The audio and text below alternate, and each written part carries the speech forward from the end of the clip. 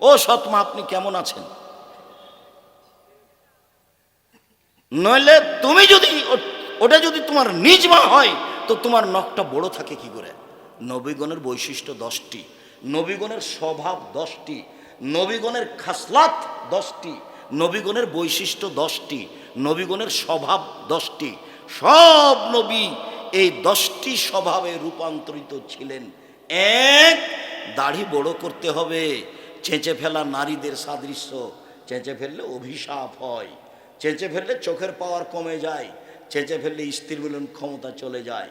2, কাসু সারেব, মোচ কেটে ফেলতে হবে, চেঁচে ফেলা যাবে না, মোচ থাকবে, এটা পুরুষের পরিচয়। 3, কাসুল আজফারে, নখগুলি কেটে ফেলতে হবে। পুরুষ নারী একই হুকুম, নখ কেটে ফেলতে হবে। শিষ্টাচার, বৈশিষ্ট্য, খাসলত, অভ্যাস, নীতি, সব নবীর এরুমি নীতি। না থলে বেতে বগলের লোম উঠিয়ে ফেলতে হবে, ব্লেড ব্যবহার করা হবে না। নারী পুরুষ একই হুকুম। হালাকুলানাতে নিচের লুম পরিষ্কার করতে হবে, ঊর্ধ্বে টাইম 40 দিন, পুরুষ নারী একই হুকুম। পেশাব পায়খানার পরে পানি দিয়ে পবিত্রতা অর্জন করতে হবে। পানি দিয়ে পবিত্রতা অর্জন করে যারা, আল্লাহ তাদের প্রশংসা করেছেন। তবে ঢেল নিয়ে 40 কদম হাঁটতে হবে, পায়ের উপরে পা উঠাতে হবে, খক খক করে কাশতে হবে, এটা হলো নোংরামি। এই নীতি আল্লাহ রাসূল বলেননি, তিনি বলেছেন পানি দিয়ে পবিত্রতা অর্জন করতে হবে। পেশাব পায়খানার পরে পানি দিয়ে পবিত্রতা অর্জন করতে হবে। পানি না থাকলে ঢেল টিস্যু পেপার, আগে ঢেল টিস্যু পেপার, 40 কদম হাঁটা, পায়ের উপরে পা উঠানো, খক খক করে কাশা, এই নোংরা নীতি আল্লাহ রাসূল না করেছেন। তিনি বলেননি যদি 40 কদম হাঁটাই লাগে পবিত্রতার জন্য, তাহলে তার স্ত্রীকে হাঁটতে হবে না? তার বউ 40 কদম হাঁটবে, পায়ের উপরে পা উঠাবে, খক খক করে কাশবে, তো পুরুষ মানুষ কেমন কেমন ভাববে। তো আপনি যখন ওভাবে হাঁটেন তখন মহিলা মানুষ দেখে, তখন মহিলা মানুষকে কেমন কেমন লাগে। একই কথা, দুটোই ব্যাপার। এরকম নোংরা কাজ তো ধর্ম হতে পারে না। বলছিলাম আল্লাহর নবী সামনে জাবের বলছেন, আল্লাহর নবী, আমি বেশি বয়সের মেয়ে বিবাহ করেছি যাতে করে আমার স্ত্রী আমার বোনদেরকে শিষ্টাচার শেখাতে পারে। শিষ্টাচার কি জিনিস? কেন বাড়িতে পুতুল আছে তার নাম শিষ্টাচার? কেন আপনার স্ত্রী যখন বাচ্চাটাকে গায়ে জামা দিচ্ছে তখন বাম হাতে ঢোকালা কেন? আগে ডান হাত ঢোকাতে হবে।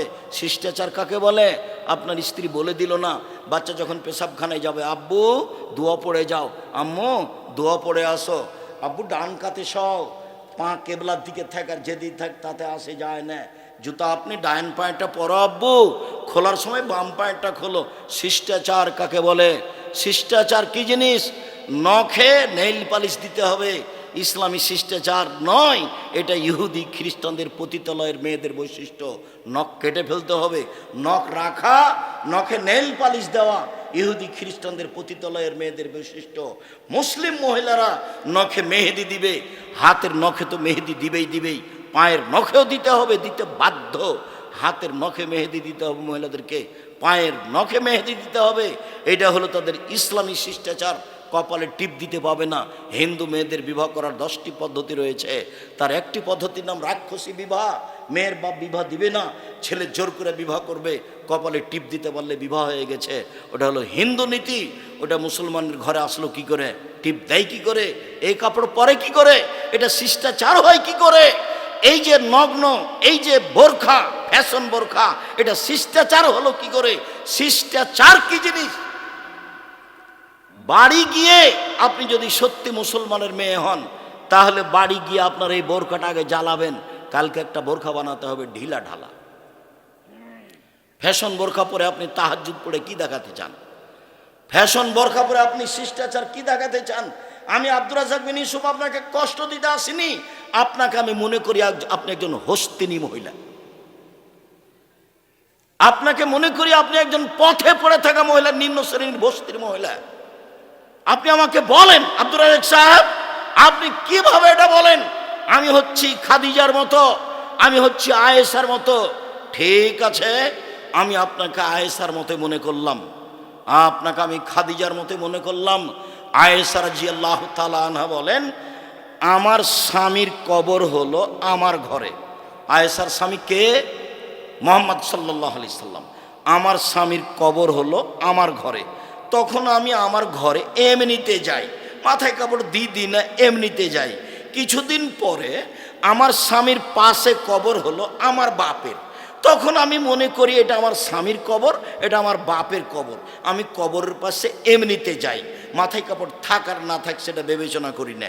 কয়দিন পরে সেখানে কবর হলো উমরের, অর্ধ পৃথিবীর খলিফা, কুশাগর বুদ্ধিজীবী রাজনীতিবিদ উমর, যিনি রাস্তায় চললে ফেরে শয়তান সে রাস্তা দিয়ে হাঁটতো না, সে উমরের যখন কবর হলো তখন তিনি বলছেন, একজন বেগানা পুরুষের কবর হয়েছে আমার বাপের কবরের পাশে, তা আমি লজ্জা করি, আমি লজ্জা করে মাথায় কাপড় দিয়ে যাই, আমি আঁটো সাঁটো হয়ে নিজেকে গুটি নিয়ে কবরের পাশে যাই।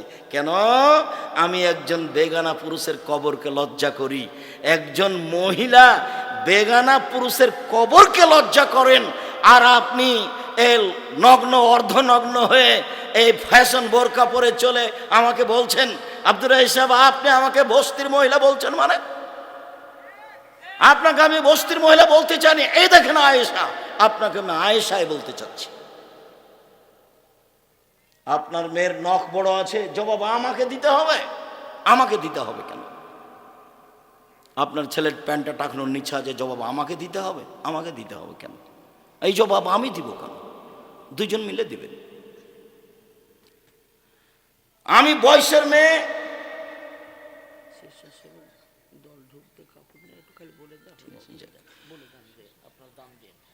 আল্লাহ রাসূল আমি বয়সের মেয়ে বিবাহ করেছি, বলে তুরাজ্জালাহুন্না, আমার স্ত্রী যেন আমার বোনদের মাথার চুল চিরুনি করে সাজগোজ করে পরিপাটি করে রাখে। মেয়ের চুল ওভাবে রেখেছেন কেন? সামনের দিক কেটে। মেয়ে বড় হয়ে গেছে, ওভাবে পিছনে চুল কেটেছেন কেন? জন্মের সপ্তম দিন শুধু মেয়েদের মাথা নেড়ে করা যাবে, আর কোনোদিন মেয়েদের চুল কাটা যাবে না। জরুরি দুর্ঘটনা সেটা ভিন্ন কথা, তো রোজ মেয়েদের চুল সাজগোজ করেন, এটা কি? আল্লাহর নবী আমি বেশি বয়সের মেয়ে বিবাহ করেছি যাতে করে আমার বোনদের চুল চিরুনি করে সাজগোজ করে পরিপাটি করে রাখতে পারে। চায় বলে তাকুমা আলাইহিন্না, আমার স্ত্রী যেন আমার বোনদেরকে পাহারা দিতে পারে। এই কোথায় গেছিলা? এই মাথায় কাপড় দিয়ে বাইরে যাও, এই রাস্তার এক পাশ দিয়ে হাঁটো, এই তোমার আব্বুকে সালাম দাও, এই তোমার আব্বুর কাপড়টা ঠিক করে নাও, এই তোমার আব্বুর বিছানাটা ঠিক করেছো। সব সময় মা পাহারা দিবে কাকে? মেয়েকে, ছেলেকে। পাহারাদার আমি বলিনি এ কথা, আল্লাহ রাসূল বলছেন মা হলেন পাহারাদার। আপনি ছেলে মেয়ের কি করেন? আপনার ছেলে মেয়েকে আমার সামনে দাঁড় করান, দেখি আপনি কেমন শিক্ষিতা মহিলা, আপনাকে আমি দেখে ছেড়ে দিই। আপনাকে তো আমি দুর্বল ভাষায় কিছু বলতে চাই না, আপনাকে আমি বস্তির মহিলা মনে করব কেন? আপনাকে তো আমি খাদিজার মতো সম্মান দিতে চাচ্ছি। এক মিনিট দেখবেন খাদিজাকে, এক মিনিট দেখবেন। এ দেখেন জিবরাইল আলাইহিস সালাম আল্লাহর নবীর কাছে এসে বলছেন, মোহাম্মদ ওই যে খাদিজা আসছেন, তার হাতে একটা বাটি আছে, বাটিতে তরকারি আছে, ফাকরা আলাইহা সালাম মিন্নি অমিন রব্বেহা। ও আসলে আপনি বলবেন, খাদিজা তোমাকে আল্লাহ সালাম দিয়েছেন, তোমাকে জিবরাইল সালাম দিয়েছেন।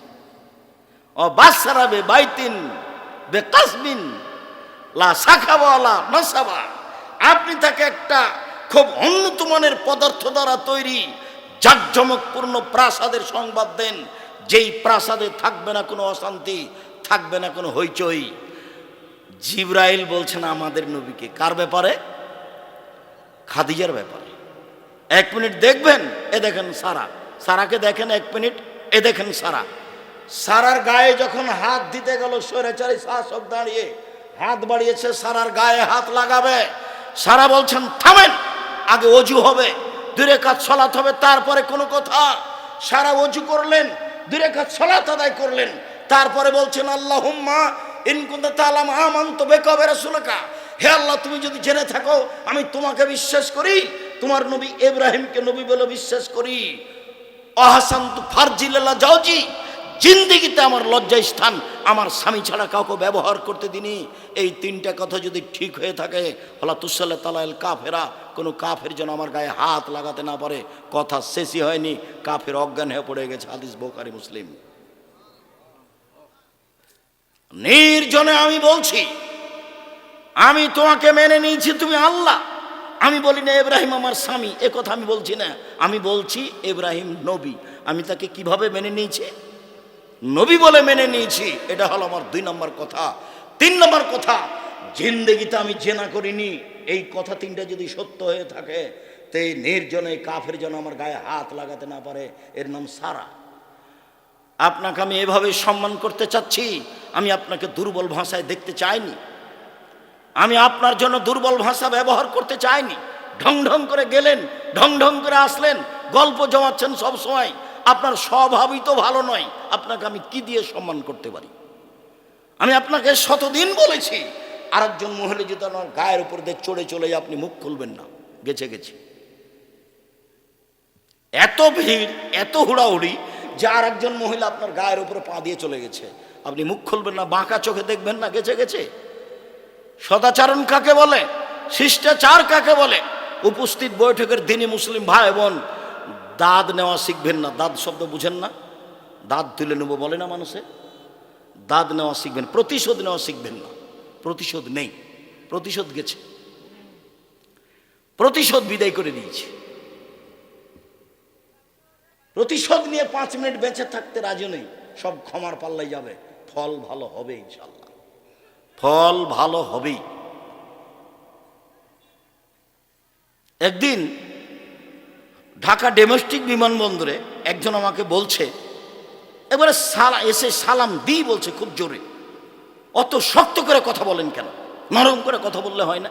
এভাবে বলছে। তা বলছি যে শক্ত করে না বললে হয় না, এই জন্যই বলি। আবার বলছে না, নরম করে বললে হবে। অত শক্ত করে বলেন কেন? নরম করে বলেন না কেন? নরম করে বললে হবে। আবার আমি বলছি নরম করে বললে হবে না, এই জন্যই শক্ত করে বলি। আবার খুব চিৎকার করে বলছে। তখন আমি বললাম, আল্লাহর নবী অন্য বক্তাদের চেয়ে এইটা যদি না হয়, মানে আমার কথা বেশি মেনে চলে, আলহামদুলিল্লাহ। এটা যদি না হয় জরিপে, আমি আর কোনোদিন বক্তব্য দেব না। তখন চট করে বলছে, হেসে বলছে, মনে কিছু নিয়েন না, আমার সাধ ছিল আপনার মতো করে আপনার সামনে একটু কথা বলবো, সেই জন্য। আসলে আমার আপনার বক্তব্য আমাকে পরিবর্তন করেছে। আমার একটু সাধটা ছিল আপনার সামনে এভাবে বলবো, সেই জন্য বলেছি, আমাকে মাফ করবেন। আমার একটা বলার সাধ ছিল আপনার সামনে। ভালো, জাযাকাল্লাহ খায়ের, তুমি বলেছ। যখন আমি যে জেলাতে যাই তখনই কিছু মানুষ মাপ চায়, তো আমি বলি ঠিক আছে, মাফ করলাম। সে কি বলেছে সেটা আমার দেখার বিষয় নয়। আমি আমার জীবনে কোনোদিনও অপ্রয়োজনীয় কাহিনী বলিনি, আমি কেসাও বলিনি, অপ্রয়োজনীয় কথাও বলিনি। রাসূল সাল্লাল্লাহু আলাইহি সাল্লামের কথা সম্ভবপর বলার চেষ্টা করি। আবু হুরায়রা রাদিয়াল্লাহু তাআলা আনহু বলেন, রাসূল সাল্লাল্লাহু আলাইহি ওয়াসাল্লাম বললেন,